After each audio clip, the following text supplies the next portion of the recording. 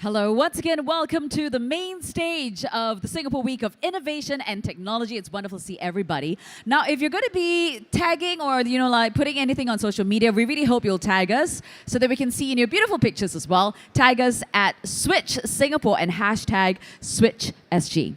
Now, our next panel discussion is Capital, Catalyst, and Crossroads, VC's perspective on the next big move. Now, we've brought together some of the most influential voices in global venture and innovation, and it's going to be a forward-looking conversation on the next wave of deep tech, AI, and transformative technologies shaping industries and economies around the world. They're going to share their perspective on emerging investment trends, scaling innovation, and how startups can navigate the shifting landscape to create lasting impact.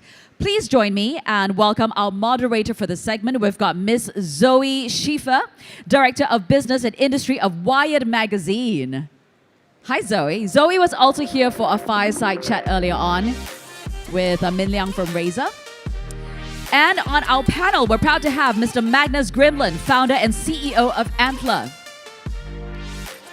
Good morning, Magnus. We also have Mr. Rajesh Swaminathan, partner of Khosla Ventures. Good morning. We've got Dr. Wen Xie, founding managing partner of Matter Venture Partners. And last but not least, Mr. Wilson Zuacha, co-founder and managing partner of East Ventures. Good morning. Good morning, gentlemen. Couldn't wait for Wilson to have a seat. And then Zoe, it's over to you. Thank you so much. Thank you all for being here. We want this talk to be a real discussion. We're going to be chatting amongst ourselves. I have questions, obviously, for our panelists, but then we're going to open it up to a Q&A. So there's a QR code up there. Please submit your questions, and then I will be reading them off at the end of our talk. Magnus, I want to start with you. We are in the middle of the fastest growing technology shift of our lifetime. So how are you thinking about opportunities in this environment, and what feels different to you from the last big wave of tech disruption? Yeah, so it's probably the most exciting times we've seen in venture investing ever. If you look at the investment level going into AI right now, it's about 10 times as big as you saw at the last technology shift, which was cloud. So the investment level is higher than ever.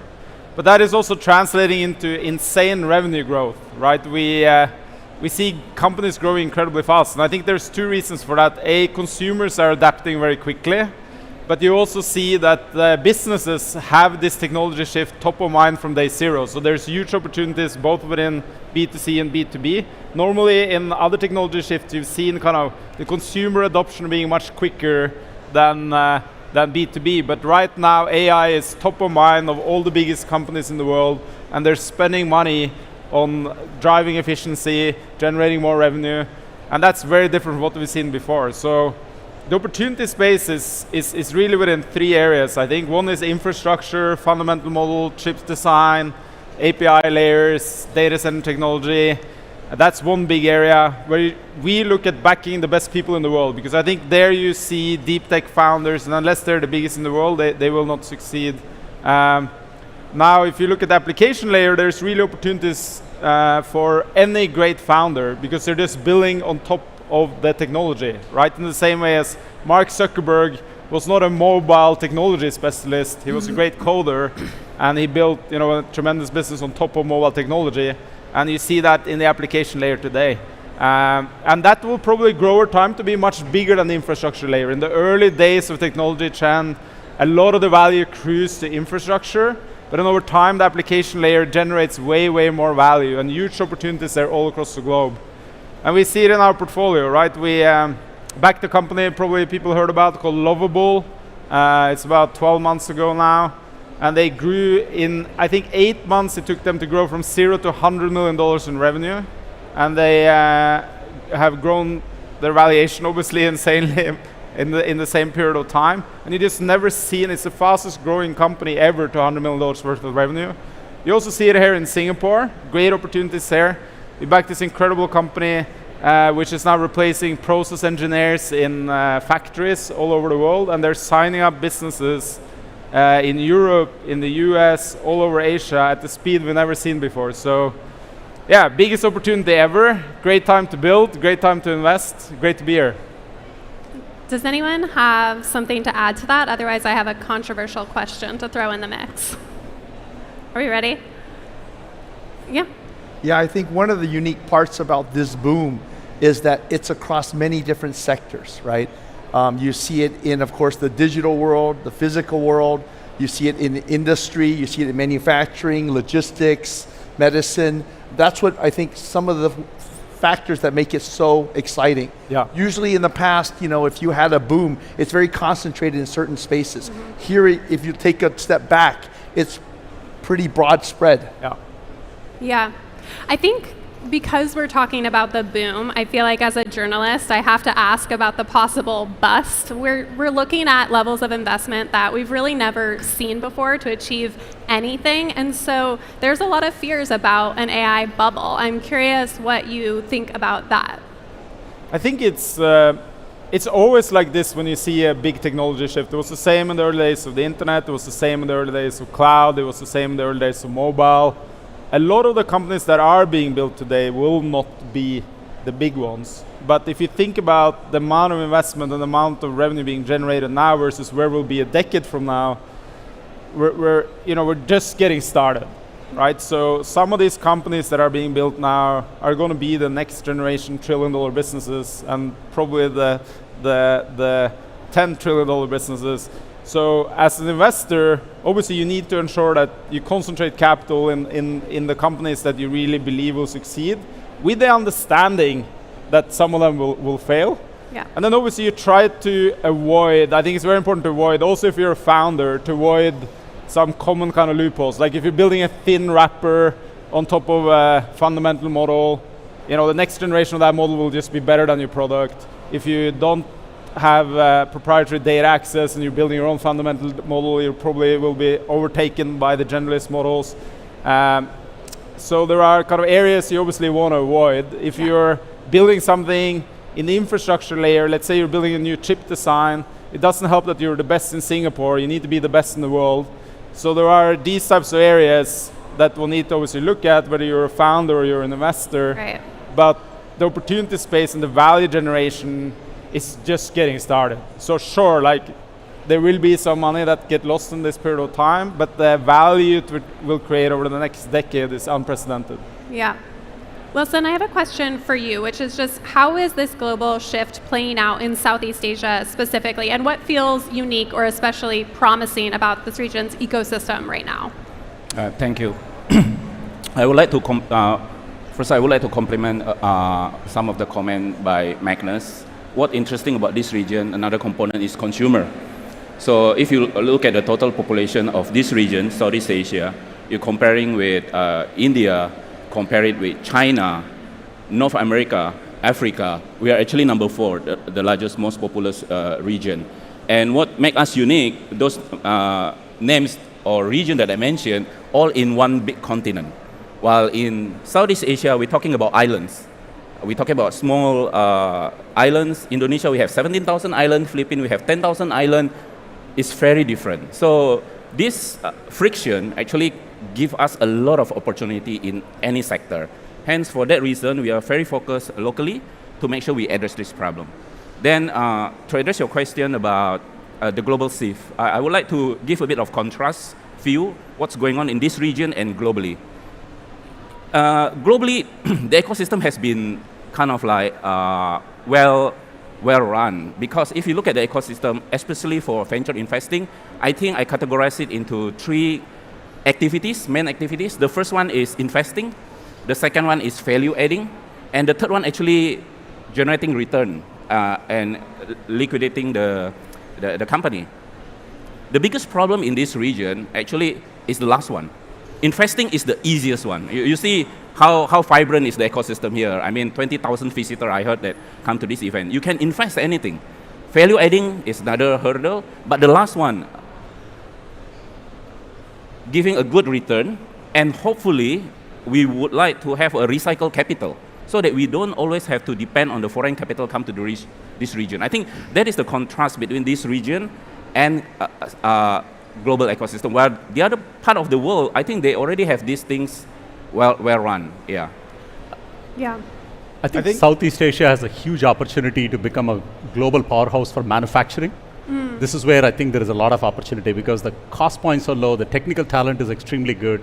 We have a couple of companies in solar, for instance, in the US. They're coating perovskite on glass. They're actually partnering with REC in Singapore and Reliance in India because there is a lot of technical depth as well as ability to put those manufacturing facilities here.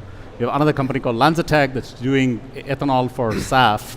And Southeast Asia is a great hub for sustainable aviation fuels and marine fuels. And they're partnering with India and Indian Oil Corporation, and they're working with some of the entities here in Singapore as well. So how do you bring these manufacturing facilities into Southeast Asia? Because the cost points are really attractive. And the manufacturing skill set is pretty good. So I think there is an opportunity to step up and build some of these industries, and that's a great opportunity not to be missed. Can you talk about how that interacts? I feel like there's this big reshoring push in the United States as well. Do you feel like that's in contrast with what you're describing, or there's just going to be multiple hubs that are kind of rising up at the same time? Yeah, I think the sectors are so many, and it's very sector specific. For example, we focus a lot on the climate-related investments. If you look at things like fusion and geothermal, a lot of innovations happening in the US. A lot of things are getting built out. But if you look at things like cement, steel, and things that need to be built as well in a completely decarbonized way, that's a great opportunity for Asia as well. And also from energy generation, we have a company called Rialta Fusion. Actually, they just published an article today. They're here at the Fusion X event, but they published an article as to how Singapore can really grow for the energy needs by having fusion centers instead of looking at other energy sources. Interesting. I think Yeah. just on Wilson's point quickly, I agree. Like, I think the exit and thinking about how you actually generate a real company is very important. What we've seen here is I think there's a shift in Southeast Asia that has happened over the last kind of few years where globally winning and leading companies are being built out of the region. And I think if you're a founder building here now, if you're investing here, like really having a global ambition solves that liquidity issue, because we've seen that if in our portfolio you have a company that really can grow global and operate all across the globe, you will always be able to, as an investor, generate an exit, as a founder, generate liquidity, and there's no reason why one shouldn't be able to compete almost within any area out of this region currently, because the access to talent is insane. There are deep pockets of capital, and if you have a global mission, you can access the global capital markets. When I felt like you had a response there as well. Yeah, I think the current geopolitics actually plays favorably to Southeast Asia. Whether you're the US trying to onshore or friendshore, or whether you're manufacturing in mainland China trying to diversify your footprint, I think it plays perfectly into the hands of countries in Southeast Asia, India, and the Pacific Rim. I think the better question for the companies here who are involved in manufacturing is, if now you get a chance to partake in making things at the bleeding edge, do you do more than just making stuff on contract? Do you start adding value into the content through ODM models, layering on software, maybe a little bit of AI, right? Yeah. So that it's more sticky and value add in versus the traditional model of, oh, you give me a PO, you give me the design, I'll make it at cost plus for you. Yeah. Right. So it's a real special window, I think, for Southeast Asia, and I challenge every manufacturer, whether you're big or small, to rethink how you will take on this manufacturing task in a very different way than potentially we sent stuff to mainland China 30 years ago. Wilson, this leads into my next question for you, which is just, we think a lot about the big global winners in this environment, but what opportunities are you seeing specifically for regional players? So if I look at the evolution of Southeast Asia, there is few waves that has been coming here. We started from the internet, where everybody not using internet go into the internet, and then from everybody not using mobile phone, now everybody using mobile phone. And in the region, I think many countries have penetration more than the number of their population, because everybody carry at least 2 phones.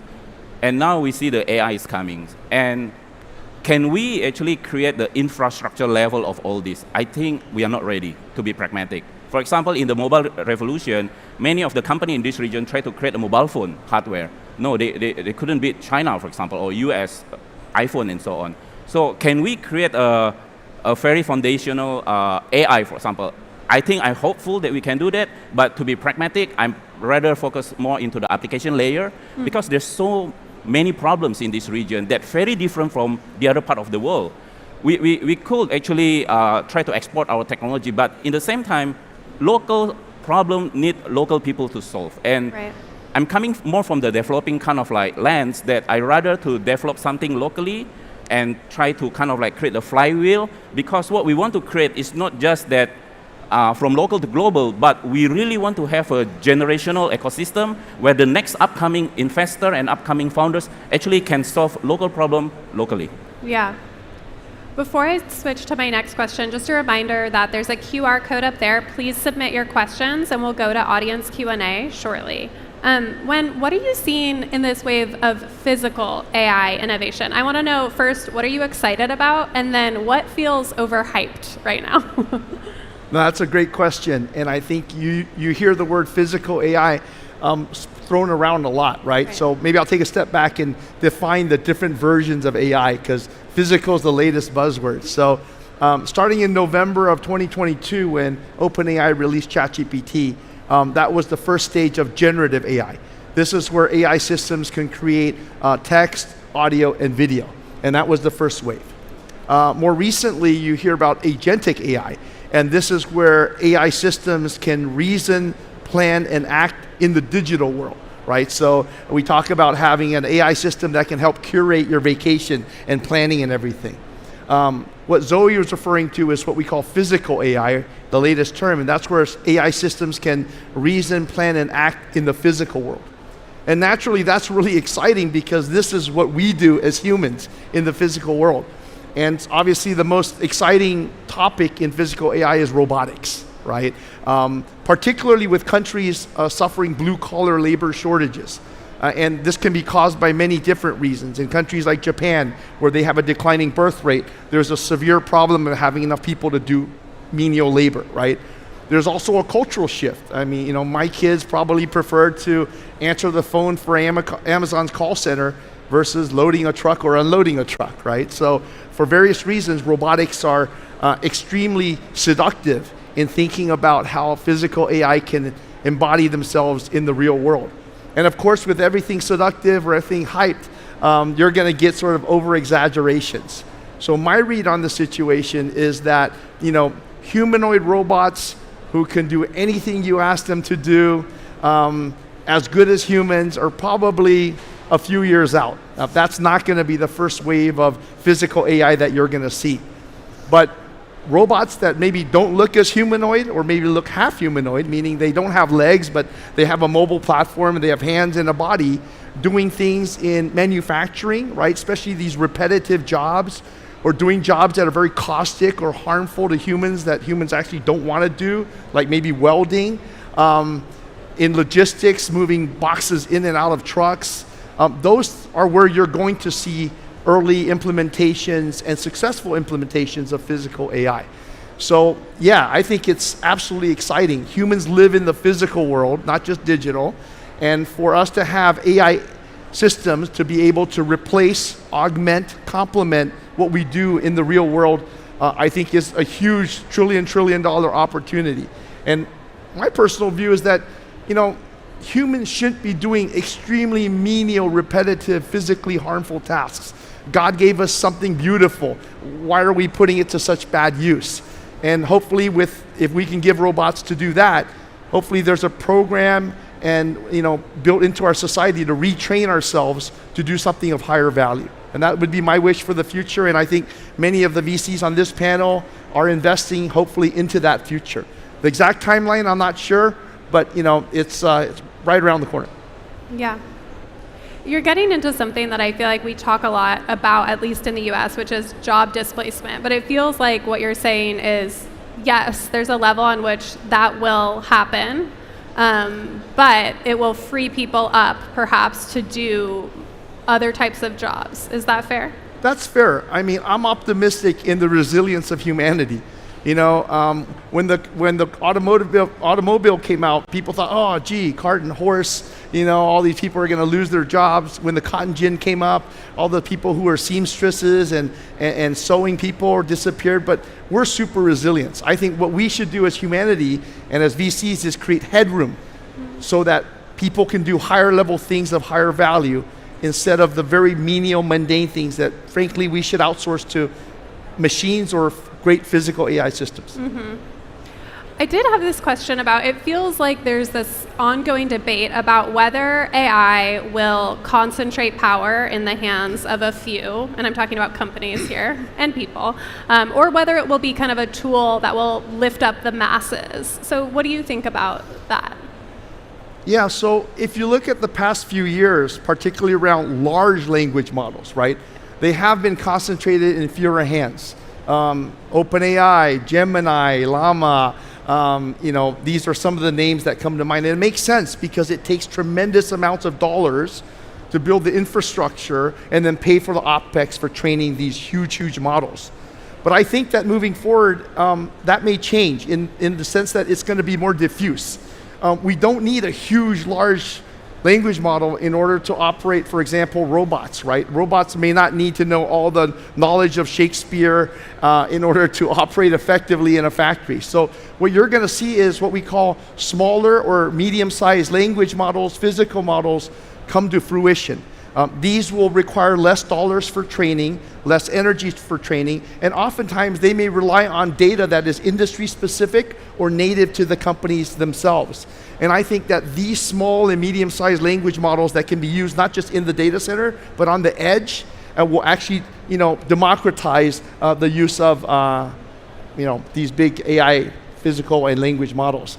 But from the point of view of people using these models, I think that's completely democratized. The good news is with open source, anyone can sign on and leverage the billions and trillions of dollars that was spent to help you with your particular task or an organization or even country. So I'm super optimistic that hopefully AI can be in everyone's fingertip moving forward. Yeah. I think please. Just one additional comment to that. I think you're spot on. And if you think about kind of the world being run by a set of companies, what you're seeing now is it's actually the opposite, right? If you look 50 years back in time and you look at the world's 500 largest companies, on average they were 65 years old, like 65 years old. If you fast forward to today, the 500 largest companies in the world, on average they're 15 years old. So the biggest companies in the world are being displaced. And you experience that, right? You think about Google. A few years back, everyone was saying nobody will take down Google on search. But obviously now, most of you here in the room will search more on a chat engine than you will on Google. Same, a few years back, people said Facebook is a monopoly on social media. It will never change. And in comes TikTok. And in this room, people spend more time on TikTok than they do on Facebook. So the opportunity space will always be there for entrepreneurs and investors to generate that next great success. And as long as that leads to increased productivity, historically, everyone is better off. So quite excited about that future. I think I would like to add, to answer your question, I think I'm more towards the second one. AI will be a tools. And I would like always to use the analogy of mobile revolution and this AI revolution simply because in the past, none of us carry mobile phone. Now everybody carry mobile phone and our life depend on it. Going forward, I think everybody will use AI and everybody will depend on it. The difference is that there will be an AI first company where actually put in focus on how the world will reconstruct with only AI without human and then put human component on it. Very similar to the parallel of the mobile when we think that we don't carry any laptop, we just carry a mobile phone. How are we going to live with that? So based on that, I think AI will be a tool. However, the difference is these AI things happen so fast. It's like probably 100 times faster than mobile revolution. So we expect that there will be a lot of innovation. Things are really fast and will move into all aspects of our life. That's the first one. The second one, the cost. Actually, the cost of AI actually has been like dropped dramatically, especially when DeepSeek came out with a fraction cost of OpenAI. It seems like the Jevons paradox has kicked in. Everybody will just adopt it. All the developers will start using it. Yeah. I want to switch topics a little bit. Rajesh, you invest in climate tech, heat tech. I'm curious what this area is like right now. I feel like some of the difficulties, at least to me, feel quite apparent. So I'm curious to hear your thoughts on those, but also are there areas of real opportunity right now? Yeah, if you look at the whole AI data center, by the way, it's a question to the audience. How many of you think investors these days only talk about AI and data centers? Very small set of hands. If I ask the same question in Silicon Valley, 90% of them would raise their hands. It's true, but there is a fundamental inflection, right? If you look at what's happening in AI and data centers, energy is one of the biggest needs. Yeah. You're building cities of the size of New York every few months going forward, and that needs tremendous amount of energy, and you can't get your way through data center or AI with just building coal plants and natural gas power plants. So, in fact, just to give you an example, we have a company in geothermal called Mazama. They just announced a huge press release yesterday. They're providing the hottest heat from geothermal, and if you're getting heat from 400 C versus 200 C, you get 10x more power. So suddenly, data centers become accessible with less than 5 cents a kilowatt hour kind of a price. So there is a huge demand for fusion and geothermal. In fact, we were the first investor in CFS, the Commonwealth Fusion System. We invested in 2018. Roughly the same month, we invested in OpenAI. I think both will be trillion-dollar companies. The timing is a little bit apart. So I'm very bullish on the criticality of energy transition and how much you need to bring in some of these fusion, geothermal to really make data centers happen. So I would say that's one of the key 3 pillars within the whole energy transition needs. And if you look at what people like Microsoft are doing, they're buying a lot of these offtake agreements from cement companies, steel companies, because if you look at data centers, you want it to be decarbonized. You don't want to make environment much, much worse than where it is already heading towards. And second way where we are seeing AI actually make an impact in energy-related transition is how much it's accelerating some of the industries. So if you look at fusion, for example, we have a company called Rialta that will be at the Fusion X event. They're actually working with AWS, where the AI is helping them make thousands of simulations to get plasma stability in a given day. And that's actually accelerating many of these industries much faster.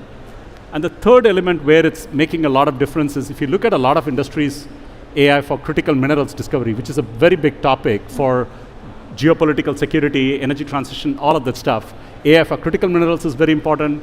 AI for science is a big topic. Like, I'm a chemical engineer background, material science, all of that stuff. But the pace at which AI is helping discover new materials for high temperature superconductors or next generation of the coolants for chip cooling, all of that stuff is just tremendous. So if you look at all these 3 verticals, I think I'm very bullish on how AI is actually driving the demand for energy and actually how AI is accelerating energy transition as well. Yeah. And that's a $1 trillion opportunity by itself in many of these verticals. I feel like any of you could answer this next question, so maybe you can all weigh in. But it feels to me like every startup claims to be an AI startup at this point. So I'm curious how you separate signal from noise, and also what do you look for in a founder that tells you they really know how to use AI to create value? Do you want to start? Yeah, so I think it really depends what they're building.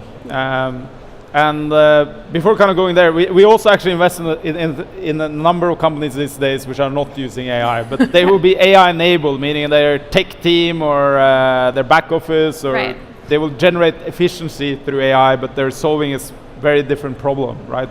We have a unicorn who just came out of Singapore called Aerolo.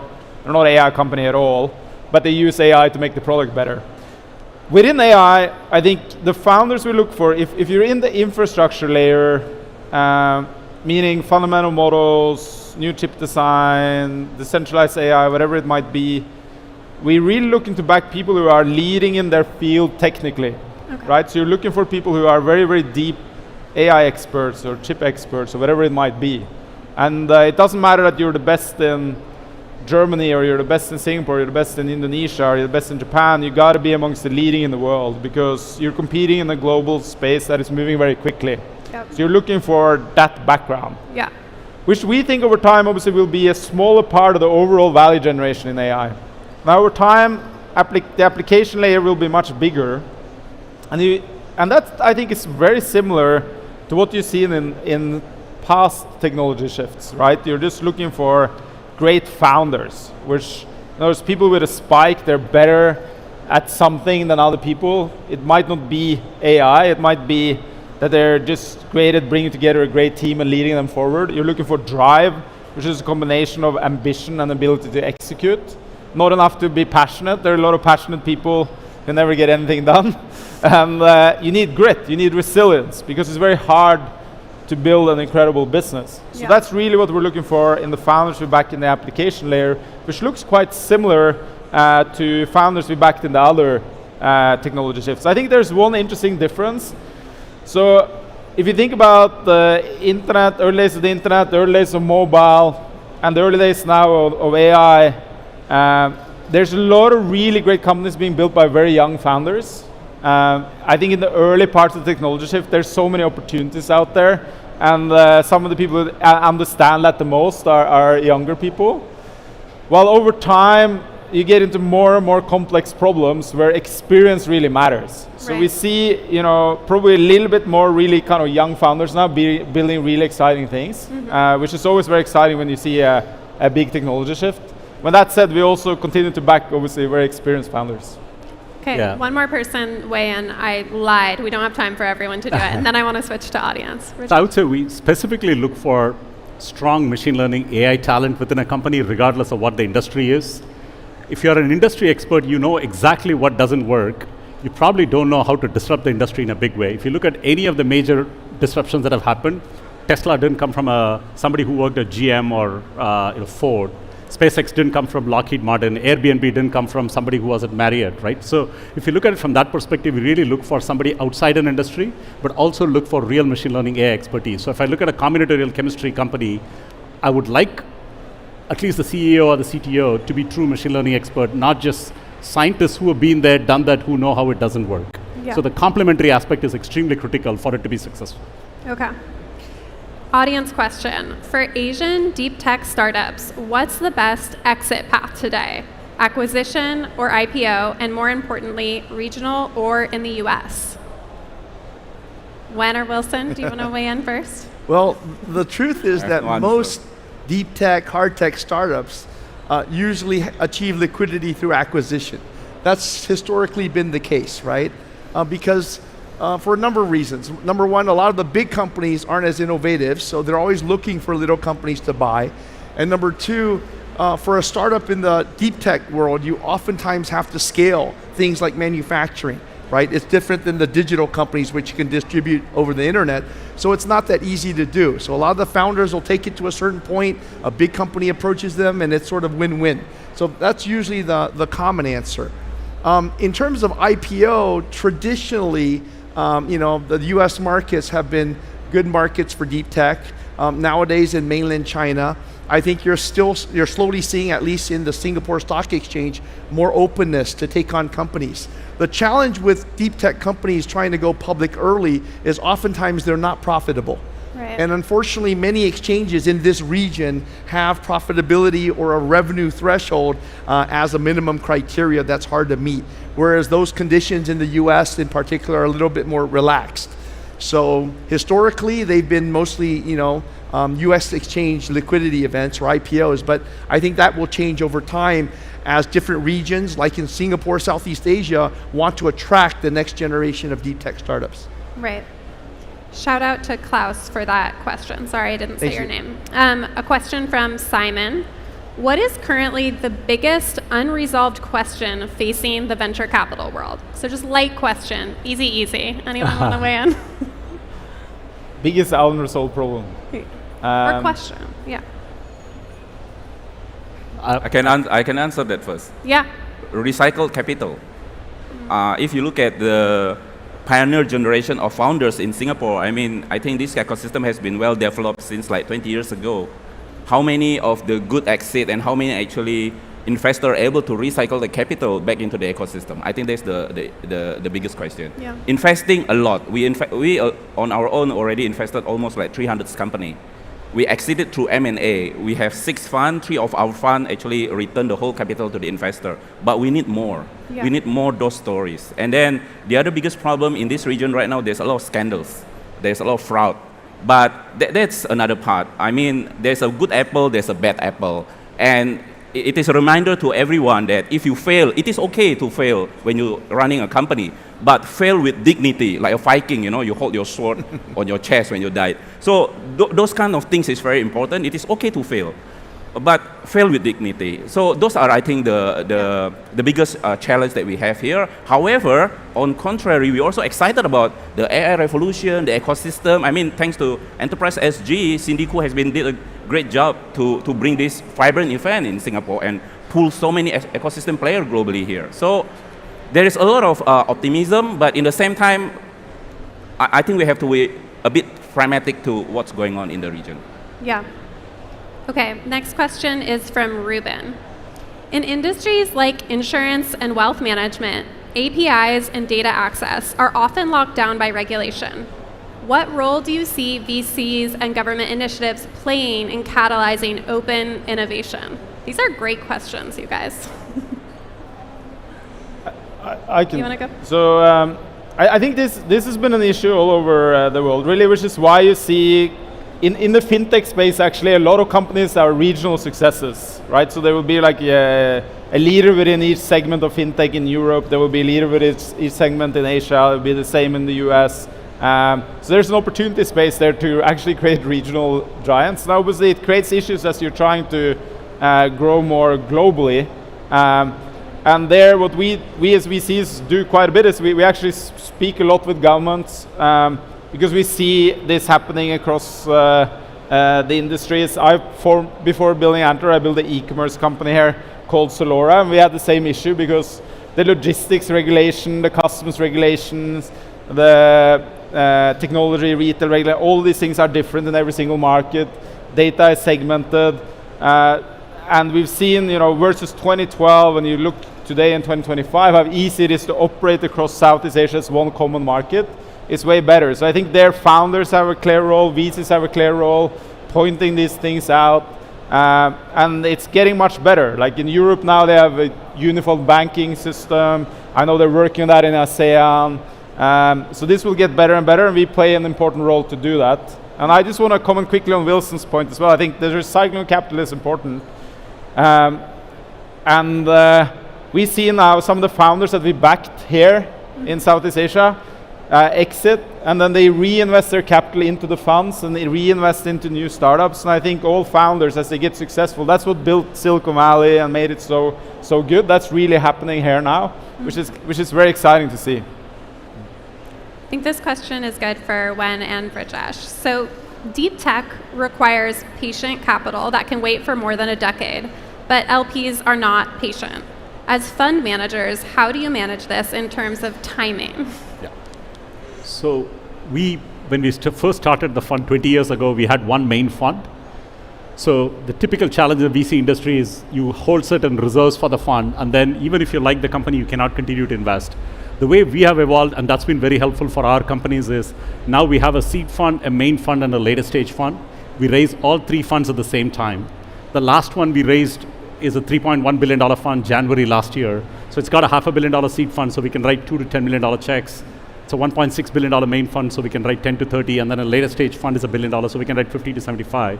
Obviously, you don't put good money after bad money, but for companies that are continuing to perform well, our motivation is continue to invest even if the sector falls apart, which is why there was a clean tech 1.0, there is a climate 2.0, and there's nothing in between, and that may start to happen a little bit now, but we continue to invest, and those companies are coming out extremely well now in this market. Mm-hmm. So that's very critical. How do you structure it? Yeah.